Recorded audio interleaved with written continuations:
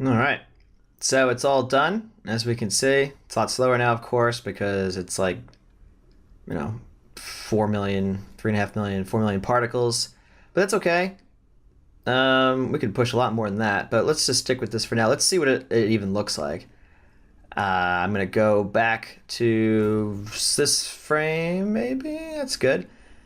And we'll go to the render view, and let's see what we get with the HQ mode. I mean, it should look fine, but I just want to make sure that, it's not, none of the particles are too big. We can see some nice, like, internal shadowing coming in, which is cool. Once we turn on the motion blur even for this, that'll look even more different. So, okay, so it looks fine to me. Let's go back to our main mode here. Let's stop this, go back to the main, and so we're back into our LQ mode again, which is fine. Let's drop down a point VOP to do some color stuff. So let's say point VOP colors. Now you recall from before, we dropped this rest here to store the locations. So even as the particles move through the system, they always knew where they came from. They never forgot where they grew up. So instead of taking the position here to find some randomized color for them, let's instead bind the rest, which is a vector. Let's take that and let's have that be the lookup instead of our usual position. So it's the rest position instead. That'll output some number, and that will run through a ramp. The ramp will determine what color it actually gets assigned. So it won't change again from frame to frame. So you can see already we got something going on here. So let's make some colors on here. Let's say that we got two different kinds of brown, or I mean it's the same brown, but we'll make this one be darker. Maybe we'll put one in the middle here. We'll make that one be lighter and warmer. Something like that. And then we'll want to actually increase the frequency of this so that we actually can see the different patterns. Again, as usual, this will just be arbitrary and will be up to whatever you think looks good. But I think this is starting to look good already.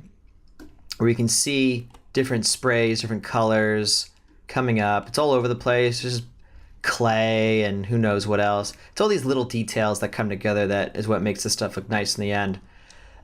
The alligator noise is returning values. Actually, I always forget what this one returns. So let's just find out. So we'll just pipe it to some attribute, as dazed.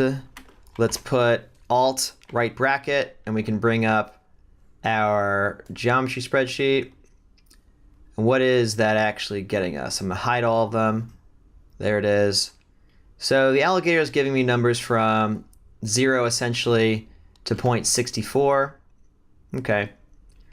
So we're only really getting this far, maybe across this thing here anyway. So if we could scrunch this over maybe.